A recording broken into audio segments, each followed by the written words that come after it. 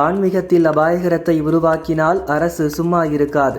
சிறிய கூட்டம்தான் மக்களை பிளவுபடுத்துகிறது என்கிறார் அமைச்சர் சேகர் பாபு. நீதிபதி தீர்ப்பிற்கு எதிராக கோஷம் எழுப்பிய திமுக எம்எல்ஏ மகன் வாயை பொத்தி அழைத்து சென்று எச்சரித்த போலீஸ். தமிழகத்தில் எஸ்ஐஆர் பணிகள் தீவிரம். 99.8% நிறைவடைந்ததாக தகவல்.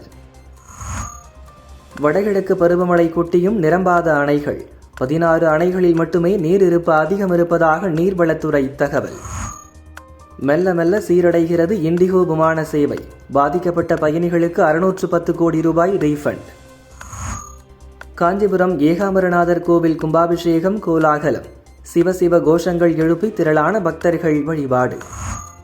அகோர மூர்த்திக்கு பால்குடம் எடுத்து வழிபட்டார் துர்கா ஸ்டாலின். பக்தரோடு பக்தராக கோவிலை வலம் வந்து வழிபட்டார்.